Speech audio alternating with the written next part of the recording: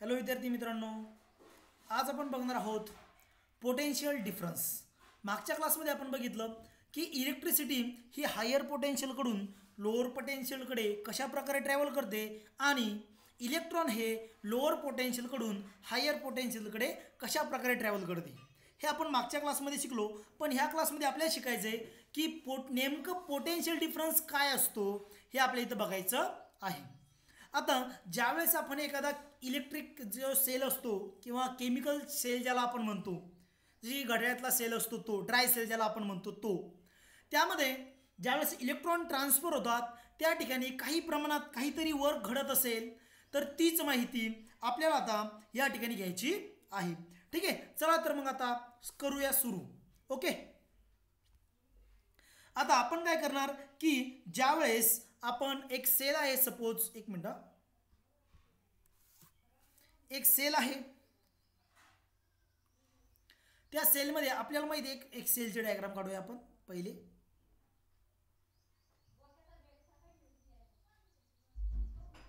हा तो dry sale आहे, यामध्ये कार्बन रॉड आहे,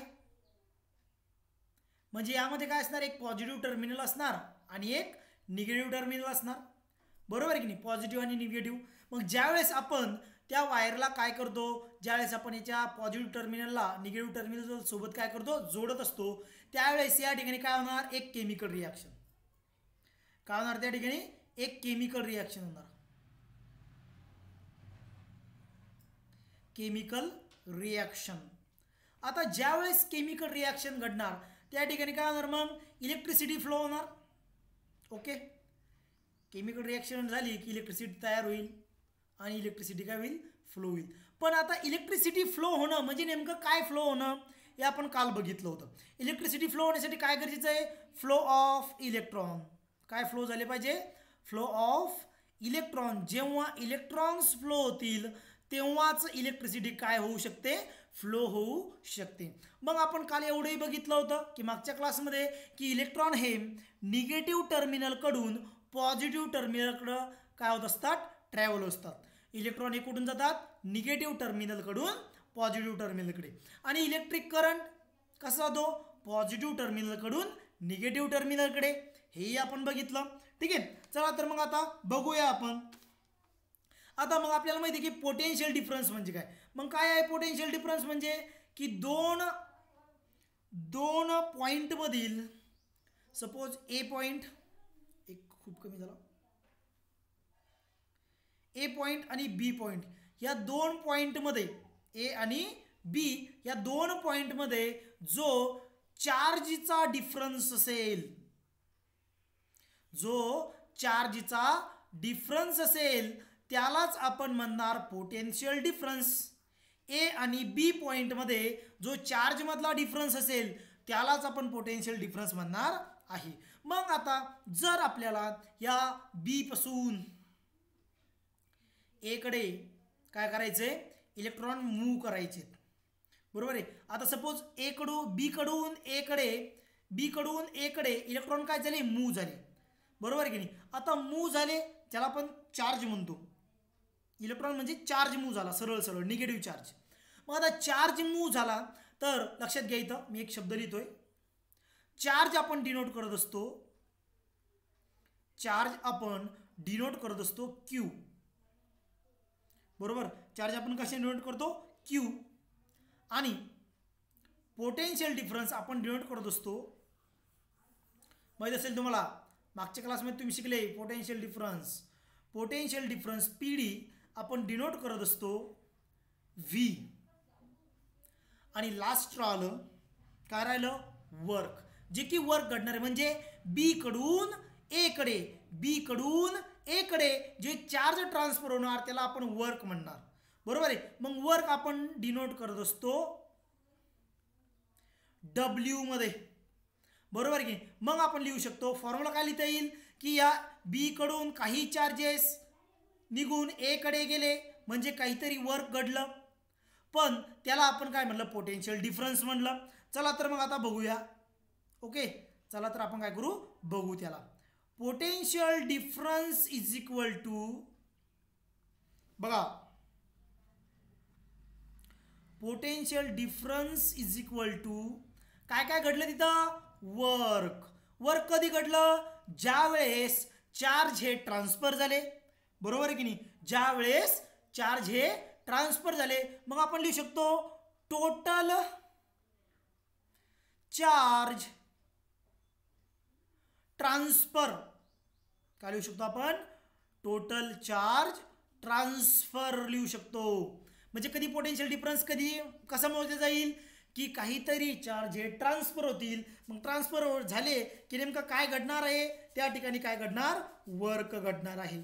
ठीक आहे, म्हणजे पोटेन्शियल डिफरन्सचा जो फॉर्म्युला असेल तो असेल potential difference is equal to charge flow झाल्यामुळे झालेलं वर्क आणि किती चार्ज फ्लो झाले डिवाइड बाय ते, बरोबर आहे की नाही. मग आपण इथं बघितलं. ओके, अशा प्रकारे ते असते. आता जर तिथं केमिकल रिॲक्शन घडलीच नाही तर चार्ज फ्लो होणार आहे का, नाही. आता जर चार्ज फ्लो झाले नाही तर वर्क घडणार आहे का, नाही. ठीक आहे, मग आपल्याला असं लक्षात येतं की हे सगळं त्या केमिकल रिॲक्शनमुळे आणि ते जे इलेक्ट्रॉन फ्लो होऊ लागले, या इलेक्ट्रॉन फ्लो झाल्यामुळेच हे सगळं घडत असतं. चला तर मग आता याचं आपण काय बघू आता एक्सप्लेनेशन. काय बघूयात, एक्सप्लेनेशन बघू. ओके, चला तर आता आपण जाऊया थेअरीकडे. बघा थेअरीमध्ये काय दिलेलं आहे, पोटेन्शियल डिफरन्स ऑफ असेल, म्हणजे सेलचा पोटेन्शियल डिफरन्स बघायचा आपल्याला, कोणता सेल, जो ड्राय सेल आहे त्याच्याबद्दल आपण इथं बोलूया. ओके, चला तर मग आता तुम्ही एक सेल घेतलेला आहे बॅटरीमधला काढून किंवा आपल्या गाडीमधला काढून. ओके, असा असतो ना तो, चुकला तो, इकडं काढू आपण छानसा.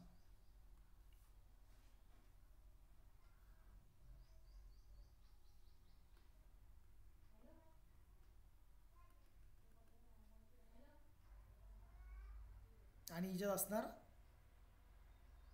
Carbon rod. ओके, मग आता ज्यावेळेस आपण याला जोडू 2 पॉईंटला, इलेक्ट्रॉन काय होतील, फ्लो होतील. चला ते कसे फ्लो होतात ते बघूया. The differences in potential difference in potential between positive and negative terminal. मी तुम्हाला लास्ट क्लासमध्ये सांगितलं होतं पोटेन्शियल म्हणजे काय. तर पोटेन्शियल म्हणजे काय असणार, एक क्षमता, त्याच्यामध्ये किती चार्ज आहे ती क्षमता त्याची.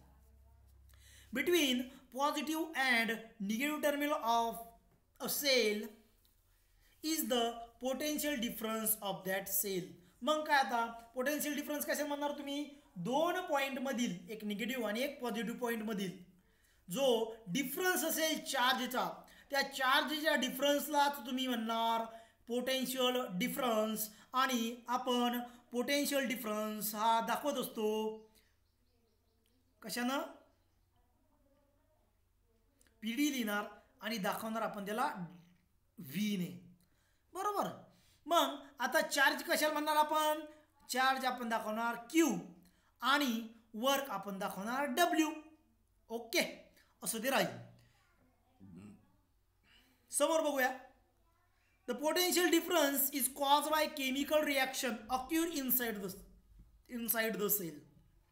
आपण आता डिस्कशन केलं की तो जो पोटेन्शियल डिफरन्स तयार झालेला आहे, हा पोटेन्शियल डिफरन्स कशामुळे तयार झालेला आहे रे, तर हा तयार झाला आहे की जे आपण वायर जोडलं पॉझिटिव्ह टर्मिनलचं निगेटिव्ह टर्मिनल सोबत, त्यामुळे तिथं केमिकल रिॲक्शन घडली आणि तिथं तयार झाला पोटेन्शियल डिफरन्स. काय तयार झाला, पोटेन्शियल डिफरन्स तयार झालेला आहे.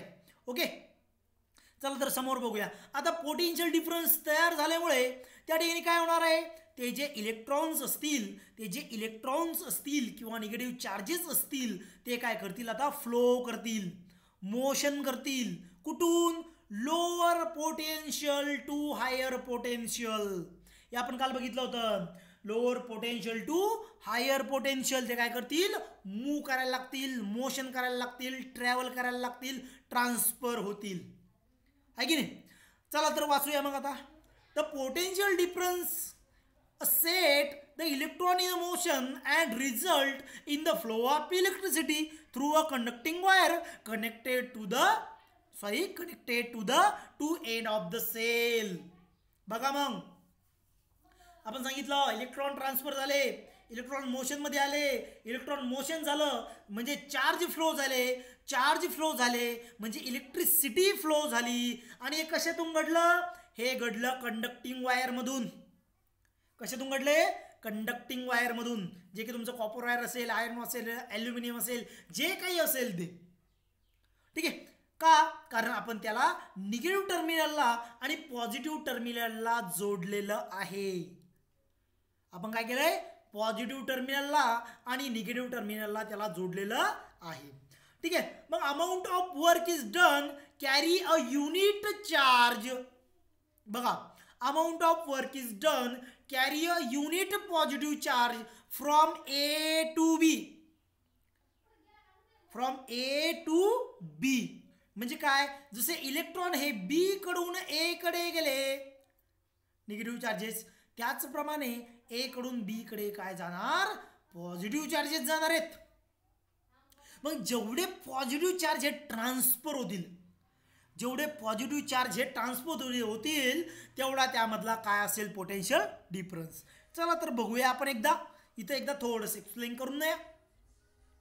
ओके, विदिन अ मिनिट आपण त्याला एकदा कन्सेप्ट समजून घेऊया, थोडीशी सोपी अशा प्रमाणामध्ये. चला, हा तुमचा ए पॉइंट आहे, हा तुमचा बी पॉइंट आहे. याला आपण निगेटिव्ह टर्मिनल म्हणणार, याला आपण पॉझिटिव्ह टर्मिनल म्हणणार. आता ज्या वेळेस इथं आपण एक रे शोधू. इथं आपण काय करू? एक रे शोधू आडवी. आणि याला आपण कंडक्टिंग वायरनं काय केलेलं? कंडक्टिंग वायर कसं कलर? दुसरा कलर देऊ, येल्लो कलर देऊ कंडक्टिंग वायरचा. ठीक आहे. कंडक्टिंग वायर आपण असं येल्लो कलरनं दिलं. ठीक. मग आता ज्या वेळेस आता आपण परत कलर चेंज करूया. आपण करूया रोमॅन्टिक कलर, पिंक. आता या निगेटिव्ह टर्मिनलकडून काय ट्रान्सफर होणार? इलेक्ट्रॉन ट्रान्सफर होणार अशी. इथं आता ही एक रेष मारली आपण. या रेषेच्या पलीकडे इलेक्ट्रॉन गेला. त्याचप्रमाणे इकडून काय येणार? Positive charge. आणि हा या रेषेला क्रॉस करणार. म्हणजे एक पॉझिटिव्ह चार्ज ट्रान्सफर झाला, एक निगेटिव्ह चार्ज ट्रान्सफर झाला. म्हणजे या दोन पॉइंटमधील पोटेन्शियल डिफरन्स किती आहे? 1. कारण त्यानं काय केलं? किती चार्ज ट्रान्सफर केले रे? 1. वर किती घडलं? 1. मग आता 1 डिवाइड बाय 1 बरोबर पोटेन्शियल डिफरन्स किती असणार? 1. अरे सिंपल आहे ना. पोटेन्शियल डिफरन्स किती असणार? 1 असणार. अशा प्रकारे ते होत असतं. ओके नाही? अशा प्रकारे पोटेन्शियल डिफरन्स हा कॅल्क्युलेट केला जात असतो. दोन पॉईंटमधील पॉझिटिव्ह चार्जमधला जो डिफरन्स असेल त्याला आपण पोटेन्शियल डिफरन्स असं म्हणत असतो. ओके, चला तर आता समोर थिअरी बघूया काय दिलेली आहे आणखी. तर बघा, पोटेन्शियल डिफरन्सचा फॉर्म्युला. हो थोडंसं कन्फ्यूज. पोटेन्शियल डिफरन्सचा फॉर्म्युला बघा. Potential difference between 2 point is equal to जे चार्ज फ्लो झाल्यामुळे वर्क घडलं ते आणि किती चार्ज फ्लो झाले ते. बरोबर आहे का? आणि किती चार्ज फ्लो झाले ते. बघा दिलंय तिथं आपल्याला. Work upon total charge transfer. मग आपण पोटेन्शियल डिफरन्स हा व्ही न डिनोट करतो, वर्क आपण डब्ल्यू न डिनोट करतो, तर चार्ज आपण क्यू न डिनोट करतो.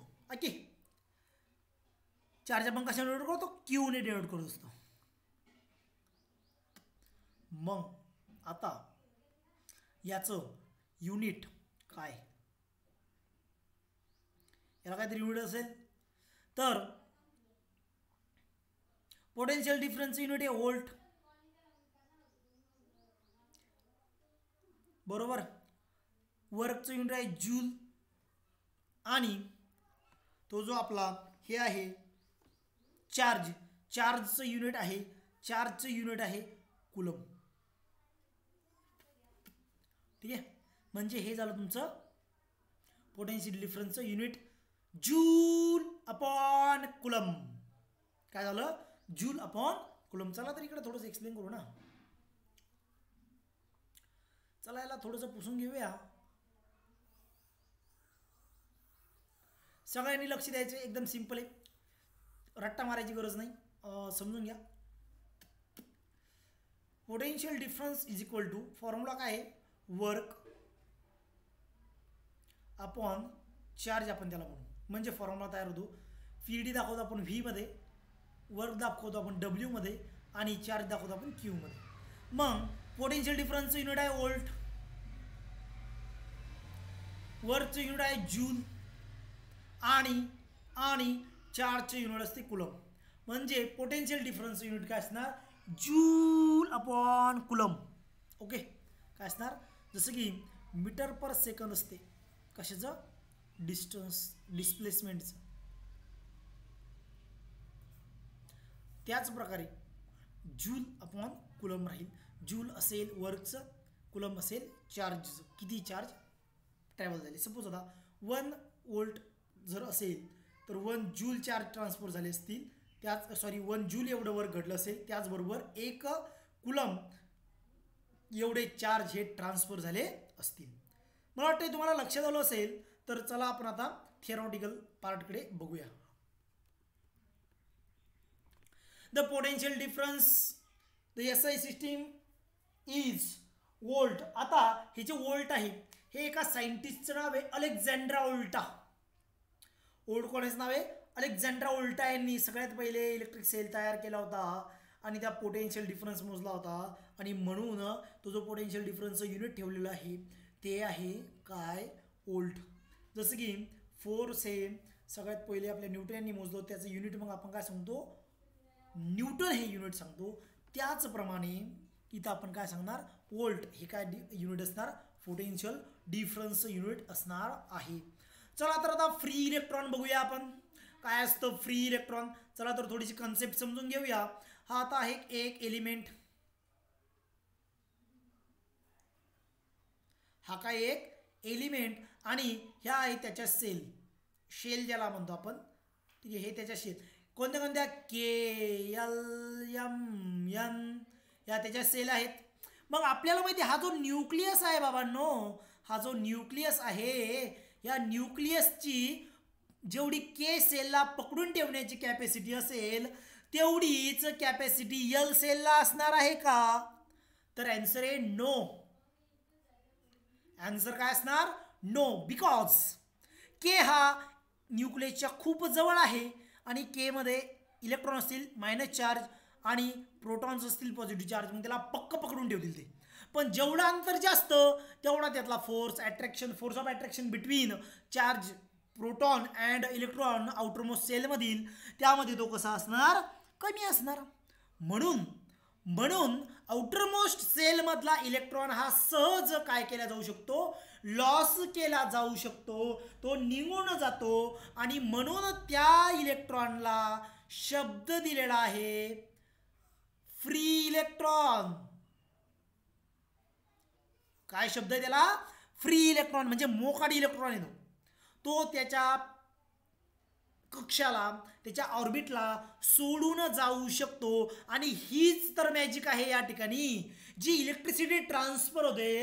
हे आउटरमोस्ट सेलमधले इलेक्ट्रॉन जे आहेत, जे काही ट्रान्सफर करतात एका ठिकाणून दुसऱ्या ठिकाणी, त्यामुळेच इलेक्ट्रिसिटी काय होत असते, फ्लो करत असते, ट्रान्सफर होत असते. ठीक आहे, चला तर आता बघूया एक्सप्लेनेशन काय आहे. कळतंय ना सगळ्यांना, सिंपल टॉपिक आहे. थोडंसं फक्त तुमच्या कन्सेप्ट क्लिअर करणं गरजेचं असतात.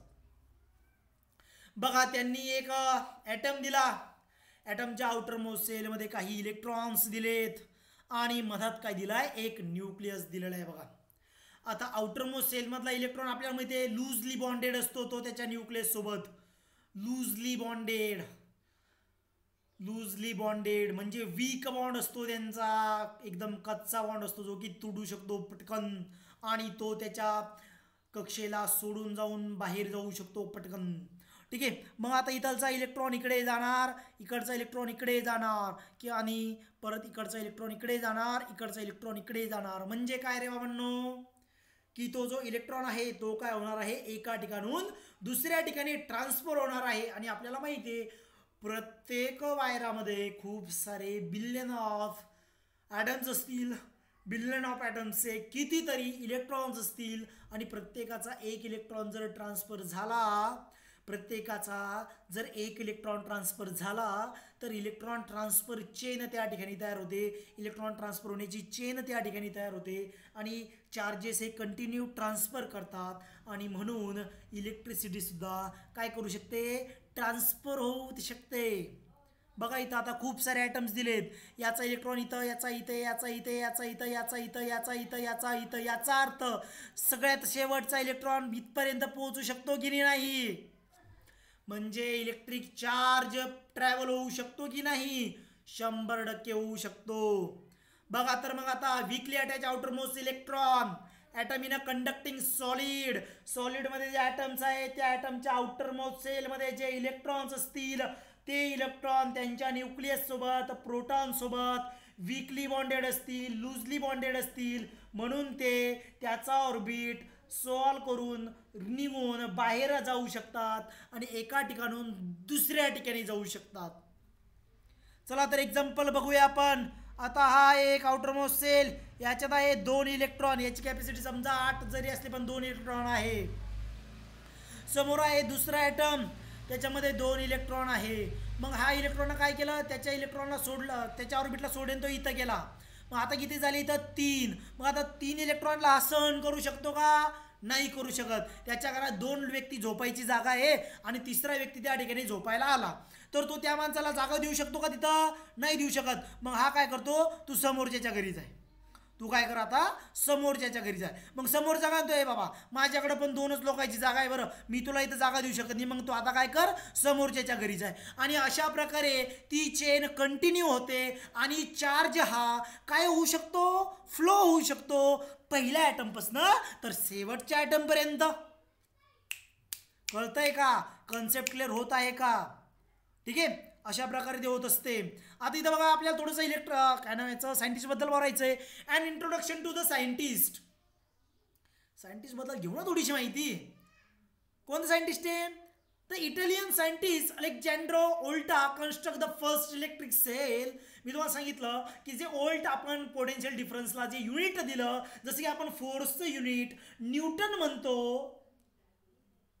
त्याच प्रकारे पोटेन्शियल डिफरन्सचं युनिट व्होल्ट म्हणतो. आता 1 volt is equal to 1 joule upon 1 coulomb, हे आपण एक्सप्लेन केलं, ठीक आहे. कळालं तर तुम्हाला. तर बाकीचा जो टॉपिक आहे तो आपण नेक्स्ट पिरियडमध्ये कव्हर करूया. इथं बघा फ्री इलेक्ट्रॉनबद्दल थोडीशी माहिती आली आहे, हे आपण नेक्स्ट पिरियडमध्ये कव्हर करू. Okay bye. व्हिडिओ आवडत असतील तर लाईक, शेअर आणि सबस्क्राईब करायला विसरू नका, म्हणजे तुमच्या मित्रांचा सुद्धा काय होईल, फायदा